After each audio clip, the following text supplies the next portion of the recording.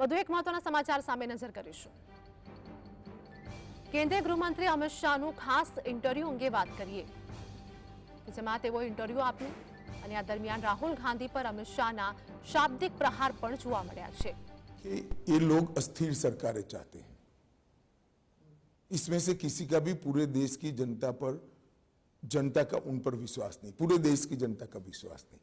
इसलिए एक India alliance के नेता ने कहा कि हर साल हम एक प्रधानमंत्री करेंगे। ये कहा तो नहीं? जी कहा है, मैं नाम कहना नहीं चाहता। ये कहा है कि हर साल हम एक प्रधानमंत्री रिपीट करेंगे। ये देश में स्थिर सरकार ने कितने सारे फायदे किए हैं, देश की जनता जानती है। 30 साल तक अस्थिर सरकारों का दर्द देश ने भी झेला है, देश के युवाओं ने झेला है। 1.5 पीढ़ी पूरी निकल गई अस्थिर सरकारों में, देश कहां से कहां पहुंच गया। अब मोदी जी के नेतृत्व में 2 टर्म स्थिर सरकार आई है और तीसरे टर्म ज्यादा स्थिर सरकार आए तो मैं मानता हूं देश की जनता मोदी जी के लक्ष्य के साथ है और इसी के लिए वोट कर रही है।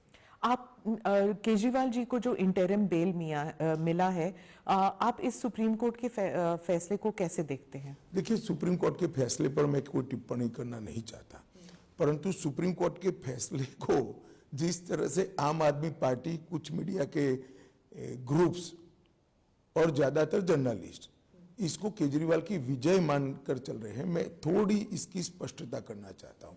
इनकी प्ली सुप्रीम कोर्ट के सामने क्या थी? इनकी प्ली थी कि मेरी अरेस्ट ही गैरकानूनी है, मेरी अरेस्ट को रद्द कर दीजिए, मतलब मुझे यहां से बरी कर दीजिए। सुप्रीम कोर्ट ने नहीं माना। फिर प्ली को मॉडिफाई किया कि ठीक है, चलो भाई अरेस्ट रद्द करना छोड़ दीजिए, मुझे बेल दे दीजिए। सुप्रीम कोर्ट ने नहीं माना। सुप्रीम कोर्ट ने सिर्फ इतना कहा कि आपका चुनाव के प्रचार का जो मांग है इसको आप पूरा करिए, हम आपको इंटरिम बेल देते हैं और 1 तारीख को आपको सरेंडर करना है।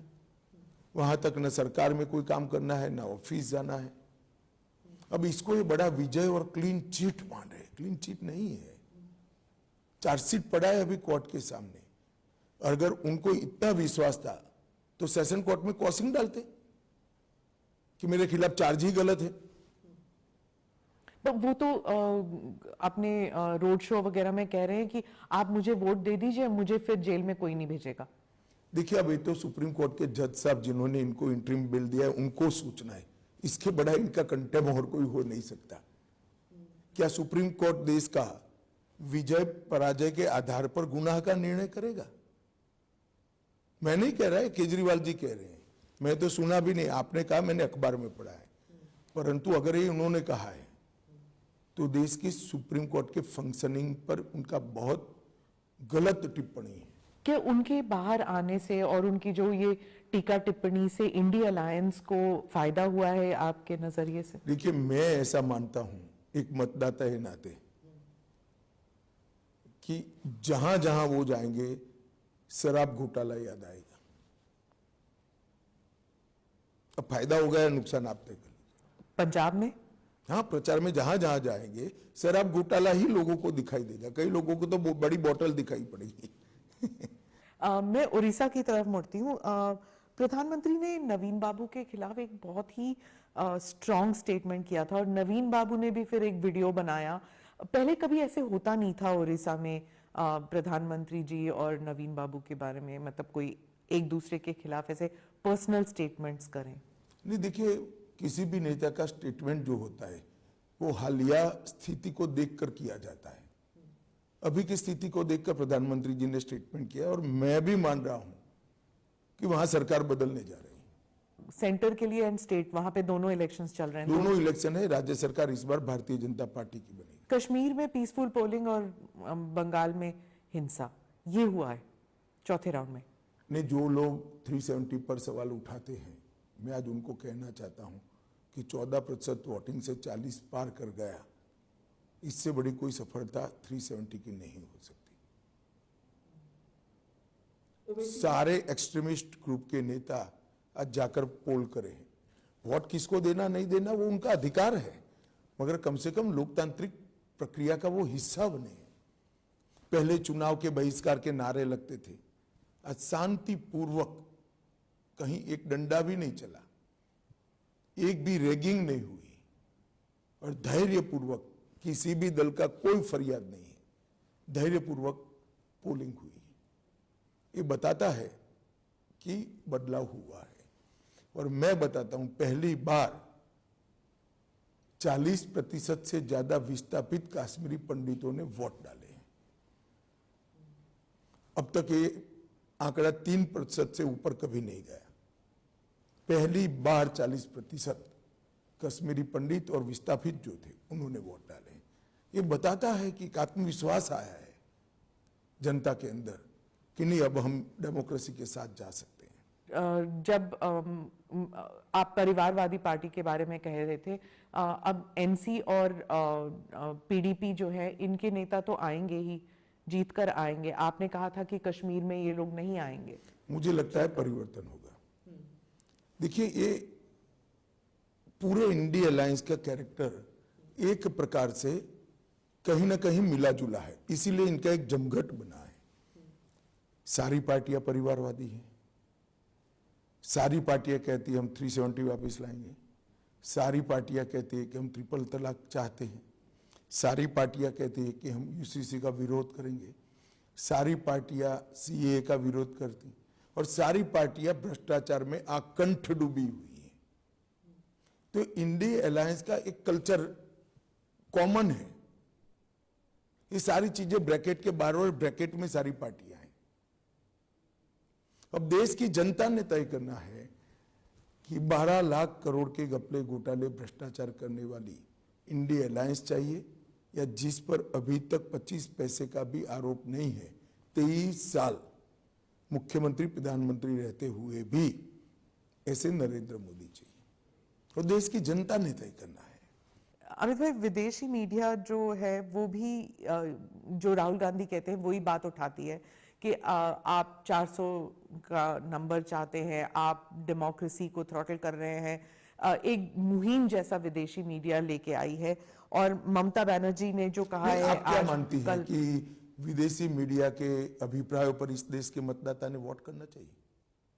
फॉरेन इंटरफियरेंस होता है इलेक्शंस में थ्रू मीडिया। वो इंटरफियरेंस नहीं है, जिसको जो बोलना है बोले। भारत का मतदाता बड़ा मैच्योर है, डिब्बे खुलने देंगे, खुलने दीजिए, तीसरे दिन वो छुट्टी पर जाएंगे। नहीं, पर जब 40-50 आर्टिकल 2 हफ्ते में आते हैं अलग अलग जगहों से, ऑस्ट्रेलिया से लेके, अमेरिका से लेके, यूरोप, मिडिल ईस्ट, हर जगह से जब आर्टिकल्स आते हैं, वो आर्टिकल्स इंडियन मीडिया में आते हैं। देखिए, आपकी चैनल से तो, आपकी चैनल की तो ये 50 आर्टिकल से ज्यादा रीच है ना, तो आपकी चैनल भी परिणाम नहीं बदल सकती है। देश बड़ा मैच्योर मतदाताओं से बना हुआ देश है, उनको अपना अच्छा बुरा दोनों मालूम है। दक्षिण के कई राज्यों में, जो 5 राज्य चुनाव पूर्ण हो गए वहां पे तो कई पॉलिटिशियंस हैं जो कहते हैं कि मोदी जी नहीं चाहिए। साउथ जो है वो अलग राज्य है, अलग स्टेट है, अलग कंट्री महसूस करते हैं वो। देखिए, अगर कोई कहता है कि ये अलग कंट्री है तो बहुत ऑब्जेक्शनेबल है। केटीआर ने कहा है, डीके शिव कुमार के भाई घर ने पे कहा बैठे हैं। मैं आपको बताता हूं, इस देश को अब कभी भी इस देश का विभाजन नहीं हो सकता। कांग्रेस पार्टी ने, एक बड़े नेता ने कह दिया कि उत्तर भारत दक्षिण भारत का विभाजन करो, और कांग्रेस पार्टी इसको डिनाई नहीं करती, अपने आप को ये स्टेटमेंट से अलग नहीं करती। देश की जनता को सोचना चाहिए कि कांग्रेस पार्टी का एजेंडा क्या है। मगर मैं आपको परिणाम बता देता हूं। केरल, तमिलनाडु, आंध्र, तेलंगाना और कर्नाटक, ये 5 राज्य मिलकर सबसे बड़ा दल इस चुनाव में अकेली भारतीय जनता पार्टी बनने जा रही है, एनडीए नहीं।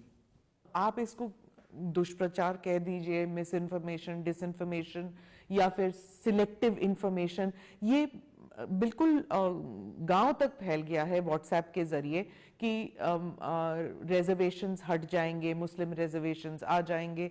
ये सब इट स्प्रेड्स वेरी फास्ट। अब देखिए, ऐसा है, आप सिर्फ व्हाट्सएप और चैनल देखती हैं, हम लोग लाखों किलोमीटर टूर कर करोड़ों लोगों का जनसंपर्क करते हुए वो आपको दिखाई नहीं पड़ता है। बड़ी दुर्भाग्य की बात है। हमने इस बात को पूरी तरह से मजबूती के साथ स्पष्ट किया है। मैं आज आपकी चैनल के माध्यम से भी कर रहा हूं, जब तक भाजपा का एक भी सांसद है इस देश में से SC, ST, OBC के रिजर्वेशन को कोई हाथ नहीं लगा सकता। और नरेंद्र मोदी से बड़ा SC, ST, OBC रिजर्वेशन का कोई समर्थक नहीं। अगर 4 जून को 272 पार नहीं करते आप, तब मैं ऐसी संभावना नहीं देखता। इस देश में मोदी जी के साथ 60 करोड़ लाभार्थियों का एक फौज मजबूती के साथ खड़ा है, जिसकी ना कोई कास्ट है ना कोई एज ग्रुप है। हमने लगभग 4 करोड़ गरीबों को आवास दिया है और 3 करोड़ देने वाले हैं इस बार चुनकर आने के बाद। 32 करोड़ आयुष्मान कार्ड दिए हैं और इसकी रीच 60 करोड़ तक पहुंचेगी, जिनको 5 लाख तक का सारा स्वास्थ्य का सुविधा फ्री ऑफ कॉस्ट मिलेगा। हर घर में नल से जल, लगभग 14 करोड़ घरों में नल से जल दिया है। लगभग 10 करोड़ से ज्यादा घरों में LPG का गैस का सिलेंडर दिया है। 12 करोड़ घरों में हमने शौचालय बनाया है और 1 करोड़ 41 लाख जिनकी इनकम महीना 500 रुपया भी नहीं थी, ऐसी गरीब महिलाओं को हमने लखपति दीदी बनाया है। और 3 करोड़ महिलाओं को हम लखपति दीदी बनाने का लक्ष्य रखे हैं। PM किसान लगभग 11 करोड़ किसानों को हर साल हम 6,000 रुपया सीधा इसके बैंक अकाउंट में देते हैं और हर गरीब को हर महीना प्रति व्यक्ति प्रति माह 5 किलो अनाज फ्री ऑफ कॉस्ट देते हैं। ये 60 करोड़ गरीबों ने पूरी चुनाव प्रक्रिया, देश के अर्थतंत्र, इसमें अपने स्टेक ही नहीं सोचे थे। आजादी के 65 साल के बाद एक प्रधानमंत्री ऐसा आया जिसने 60 करोड़ लोगों के लिए जो कि हमारे संविधान का मकसद था, इस 60 करोड़ लोगों के लिए संवेदना के साथ योजनाएं बनाई। न केवल योजनाएं बनाई, जमीन पर पहुंचाई। आज 2 लाख गांवों में भारत नेट पहुंच चुका है। डिजिटल ट्रांजैक्शन पूरी दुनिया आज भारत का लोहा मान रही है। और मैं आपको बताता हूं, ये डेवलपमेंट की बात करते, आप लोग भी तुरंत इकोसिस्टम बन जाते हो। नेशनल हाईवे 2014 में 90,000 किलोमीटर बने, 10 साल में हमने 1,50,000 किलोमीटर। हर रोज जो नेशनल हाईवे बनते थे उनकी स्पीड 12 किलोमीटर थी, हमारी 28 किलोमीटर है। ग्रामीण सड़क 2014 तक 75 से लेकर 3.18 लाख किलोमीटर थी, अब 7.55 लाख किलोमीटर है। तो डबल से ज्यादा 10 साल में बढ़ा है हमने। इसके साथ साथ हवाई अड्डे 74 थे, आज 149 है। रेलवे इलेक्ट्रिफिकेशन 22,000 किलोमीटर था, अब 62,000 किलोमीटर है। और ढेर सारे काम, ऑप्टिकल फाइबर जो मैंने कहा, भारत नेट 100 पंचायतें छोड़कर मनमोहन सिंह गए थे, आज 2 लाख पंचायतों तक हम पहुंचे हैं। और 1 GB डेटा की कॉस्ट वो 269 रुपया 269 रुपीज छोड़कर गए थे, आज 10 रुपया है। आपने अब ये सारी चीजें जिनको मिली है और जो उनके बेनिफिशियरी है, उनको मालूम है नरेंद्र मोदी क्या है और क्यों 400 देना चाहिए। लाभार्थी, हाँ, लाभार्थी। और इसके साथ साथ मैं बताता हूं, 1,10,000 करोड़ का इंफ्रास्ट्रक्चर का बजट था देश का, मोदी जी ने 11 लाख करोड़ का रखा, बनाया, 11 लाख करोड़ तक ले गए। 25,000 करोड़ का ट्राइबल्स का बजट था, आज 1,29,000 करोड़ है। किसान का बजट 30,000 करोड़ था, आज 1,40,000 करोड़ है। ये कहां से हुआ? राहुल की भाषा में कहिए तो गब्बर सिंह टैक्स से हुआ है। अंत में पूछूंगी मैं आपसे, आपको पॉलिटिकल चाणक्य कहते हैं, तो मैंने जब पहले आप जो मैं हूं नहीं। अच्छा, पर लोग कहते हैं, आप नहीं माने तो भी, जो अगर 272 नहीं आते, ये तो आप सोचने को तैयार नहीं, लेकिन पॉलिटिकल चाणक्यस जो हैं वो प्लान बी जरूर बना के चलते हैं। आप प्लान बी नहीं बनाते? प्लान बी तब बनाना पड़ता है जब प्लान ए में 60% से कम संभावना हो। कितनी संभावना है आपको? मैं निश्चित रूप से मानता हूं कि 100% मोदी जी प्रचंड बहुमत के साथ जीत कर आएंगे।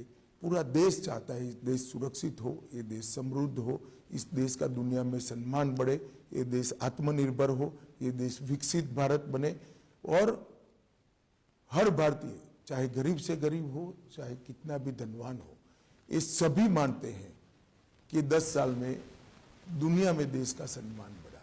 धन्यवाद अमित भाई, ANI के साथ बात करने जी के लिए। बहुत बहुत धन्यवाद। धन्यवाद।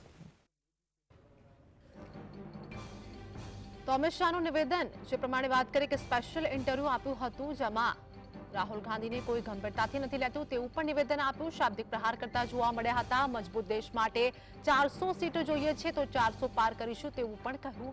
રાહુલ ગાંધીની વાત કોણ માનશે તેવું પણ અમિત શાહે નિવેદન આપ્યું, જેમાં સ્પેશિયલ ઇન્ટરવ્યુમાં અનેક મુદ્દે વાત કરી હતી। સકારાત્મક કામ માટે 400 સીટ જોઈએ છે તેવું અમિત શાહે કહ્યું હતું અને 400 સીટ મળશે તેવો પણ દાવો કર્યો।